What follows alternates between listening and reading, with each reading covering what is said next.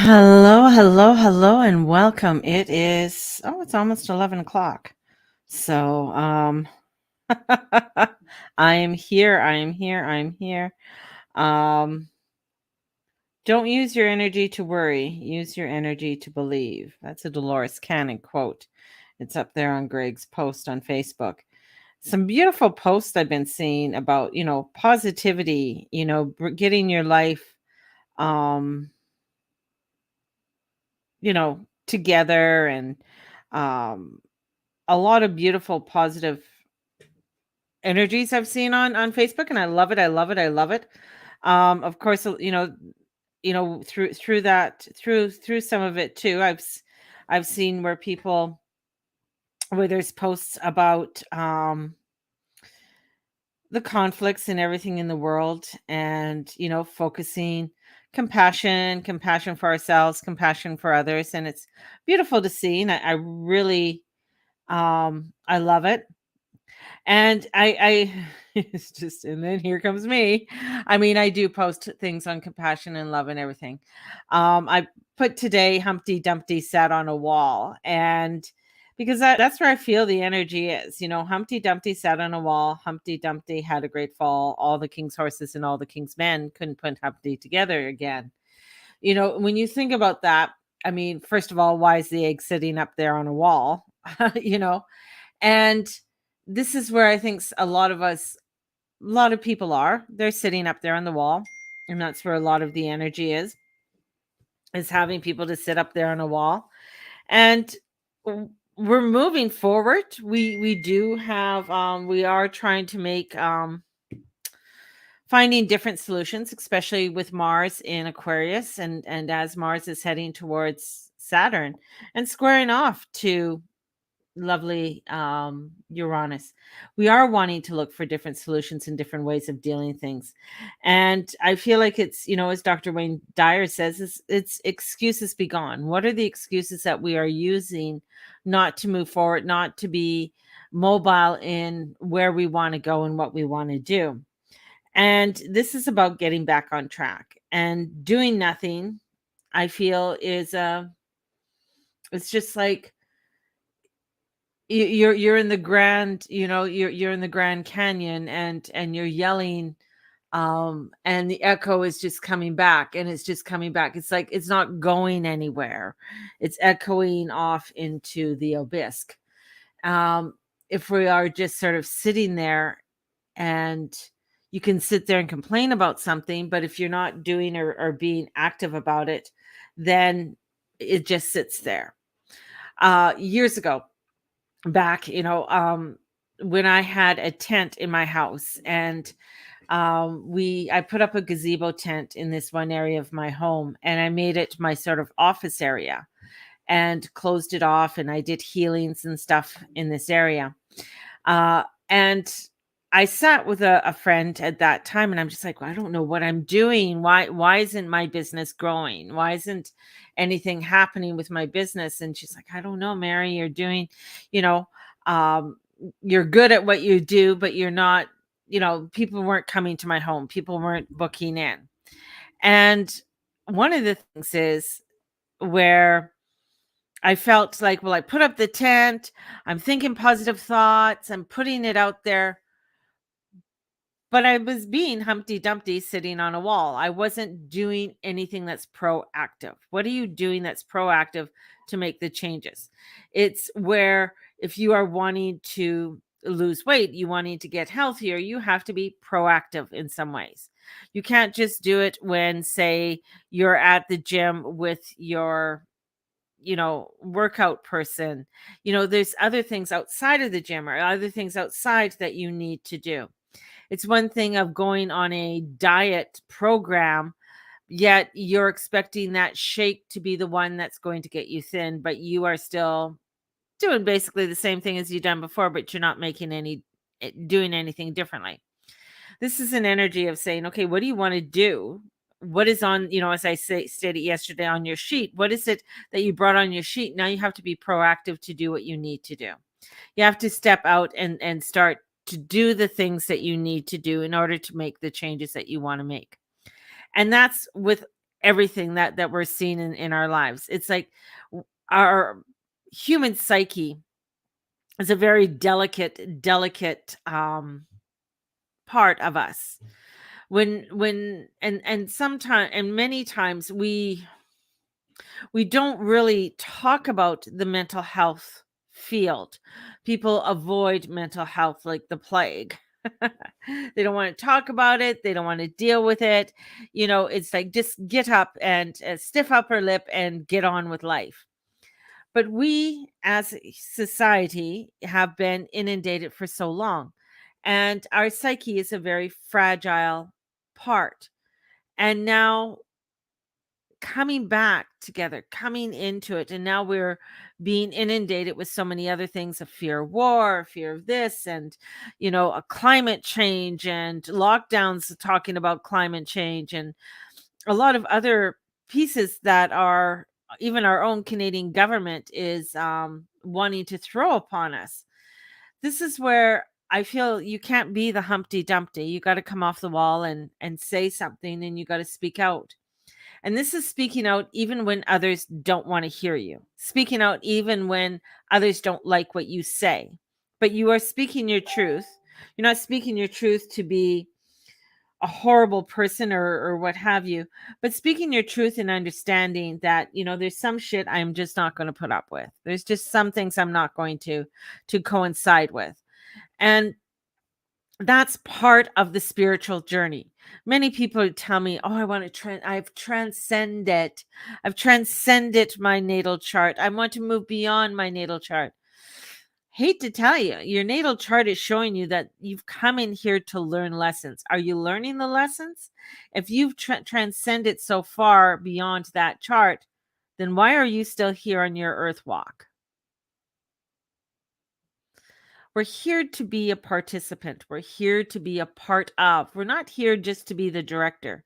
We're here to be a part of life, a part of humanity, not to isolate ourselves and um, hide away. We're not here to hide away. We're here to be seen. Like years ago when I was doing my, in my home, it was kind of like hiding away. I felt like, well, if I was doing the proper meditations and I was thinking the proper thoughts and doing the affirmations, but I wasn't getting out there. I had to get out there. I had every excuse not to do it. I had many excuses not to do it, but I had to bite the bullet if this is what I wanted to do, if this is what I wanted to stand up and do. And I'm finding now even more so, it's getting out there. Yes, is one thing. But I'm finding it's more of being the person that's going to be speaking out for others who can't speak out. It's being that person who's going to stand up and say, you know what? This is bullshit. This isn't right. And we have to look at how we can make a change. We can do it silently. I'm not one to go out there in a big, massive crowd. I just haven't been. I've never have. But I can do things on my own platform. I'm posting what I post in order to speak out about different things that bother me, and sometimes maybe it's going to be a backlash on me. And one of them is the transgender. Many of you know how I feel. I really don't give a hoot's ass what alphabet letter you choose um to take. But when you're trying to force your alphabet upon somebody else, I think it's wrong. I think it's totally wrong. And that's part of the Humpty Dumpty. And it seeps into many other parts of our society. When we see the transgenders and a male, he is a male. I don't give a shit if he calls himself and he feels like a fucking female.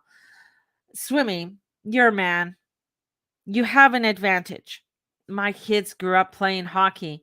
And when I saw young girls out there and they're wanting to be on the boys' team, and they were allowed to until a certain age, there was a disadvantage. Some of them were quite good and fast and quick and everything else. But if they got hit, it's something because boys are a little stronger than girls, definitely. And when a boy hits a girl up, and sometimes these guys were at first, well, I'm not supposed to hit a girl, but she's out there on the ice and she gets hit. Some of those girls were pretty bruised up after a game, just have to say. There's a difference. And that's what the thing is. It's okay. It's okay to be different. It's okay to be unique. If they want to do a transgender swim meet with guys who feel like they're girls, cool. Do it that way, and that's fair. But if you want to do it where there's a bunch of girls swimming who've worked their whole life to do this, and this one guy peeks up and says, I feel like a girl now, okay. But that doesn't give you the right to do the things that the girls are doing. It doesn't give you the right to go into the change room. I don't want a guy in the change room with me. I don't give a fuck if you feel like a female. You still got something dangling between your fucking legs. This is where the things are coming in that we have to stand up. Now Disney, and this really cuts to the core because I'm a Disney fan. I love Disney. I love Tarzan. I love all the princess movies and things and all Lion King and stuff like that. But when Disney is starting to go on the side of the alphabet group and state that they are going to target ages 4 to 9 on sexual behavior and have cartoons specifically talking to kids about how to feel like a little boy to feel like a girl or a girl to feel like a boy, and really target a time frame in a child's mental development by a corporation, I think it's wrong. I think this is where we have to start waking up. It's bad enough that parents stood by and allowed their children to be masked. I'm really, to me, when I sit and think of a child sitting in a classroom all day long with a freaking mask on, I think it's horrible. This is a child who needs to breathe, needs to run, needs to be a kid and have fun. We have been so idled and so frozen and so afraid to speak out because we're afraid to offend. We're afraid that somebody won't like us. If you don't like me, you don't like me. And that's okay. That's your opinion. I may not like you either. I have great friends who are transgender and I love them dearly. And I support them in what they are doing. I support them in their transition in what they are doing. And it's wonderful that they are finding that. But those that I know aren't ones that are pushing their sexuality, their ideas upon somebody else. They're there to help to educate, but they're on their own. Many of them are on their own private journey within their families, and they keep it private. That's their choice. This is where we are looking at a world that is changing.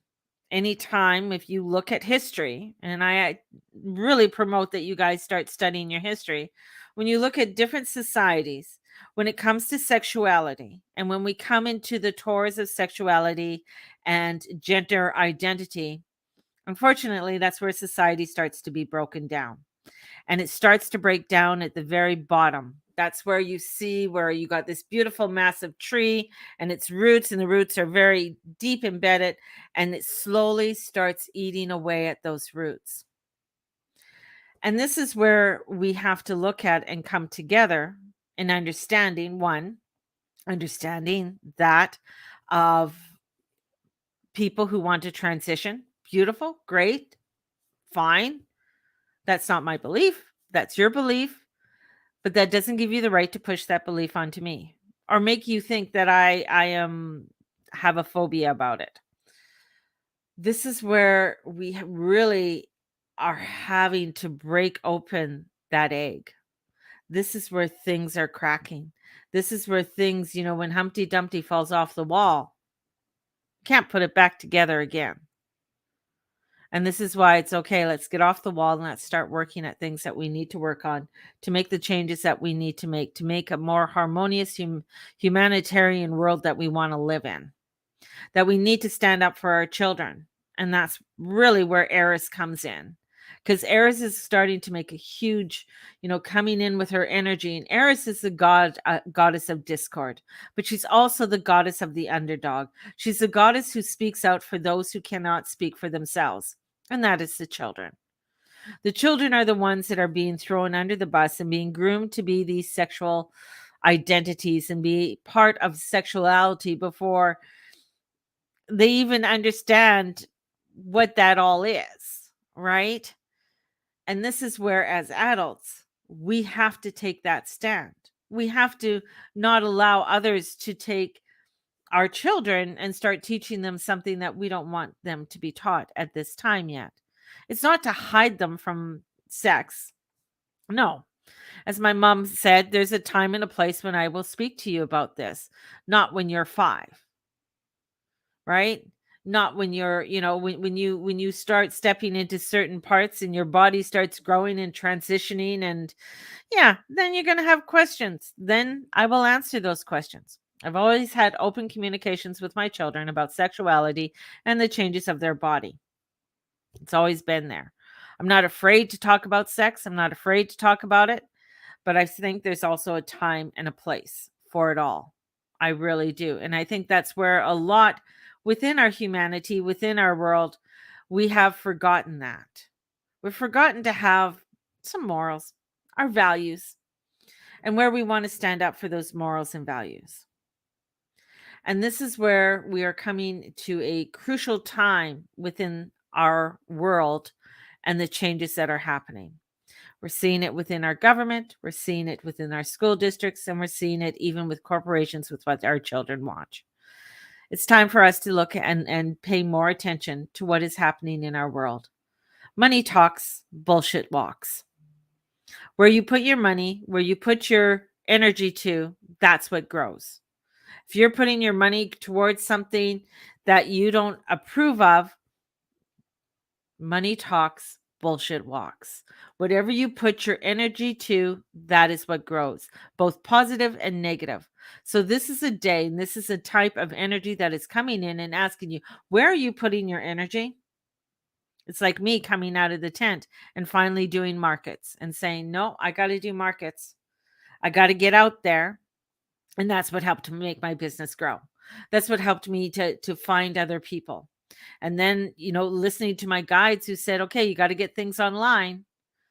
Things are going to start changing dramatically in the world, and you got to start making sure that you're able to take clients online. Wow. That was in 2017, and I started to do that and slowly started to create a online business, and that's where my business is today. Doesn't mean I'm not going to be out there, doesn't mean I'm not going to do markets, but it's allowing myself to change so I can expand and meet many people from around the world. I opened myself up to it. It's easy for us to hide. And with our psyches that have been so inundated for the last 2.5, 3 years on having to be separated and not talk to anybody, not look at anybody, not say anything, and to have a mask over ourselves to be muzzled. Now it's the time the masks are off for us to stand up and take a stand and talk. Talk about the things that may be uncomfortable. Talk about things that maybe, you know what? Maybe somebody else has another opinion about it. Another conversation that came up, and it was just crazy to hear about, and where a reporter was talking to a group of 19-year-olds, and there was um, a protest about the LGBTQ community. And so she went there, and she's very open. She just wanted to know. And she started talking to a young person, 19 years old, who identified themselves as a them. And okay, they identify and totally believed that men can have periods and men can give birth. And she wanted to know, like, where did you come from this? And she goes, well, it's not exclusive to women. That's where we're at. We're at a society that has really crazy identification. And this is also very crucial, not so much to be a feminist, but to be that person who stands up for a woman's rights, because this is also where women are being pushed aside and silenced. And they don't have a say in who they are, in their identification of their body, and how their body is being treated. That is the next that's coming forward. And we have to be aware of that. so that women don't get cast aside in this world that has gone crazy. So today, stand up for what you believe in. Be the truth of who you are. Don't try and push your stuff. If you don't agree with me, you don't agree with me, and that is fine. You don't have to agree with me. There's a lot of things that I say. Sometimes I'm off the cuff, and a lot of times people are like, oh my God, Mary just went off again. That's fine. That's fine. And I'm glad that some people don't agree with me or some people don't like what I say, because that's what makes the world go round. But if we can come together to agree, to disagree, we can make a better world, because only enlightened people can make an enlightened society. So on that note, I'm going to send you guys off with so much love. Check it out about what's happening with Disney and Disney Corp and the things that they are wanting to put towards in on their station. It's quite disgusting. Um, and really start doing more investigation on where your money's going. I know I am. I'm being more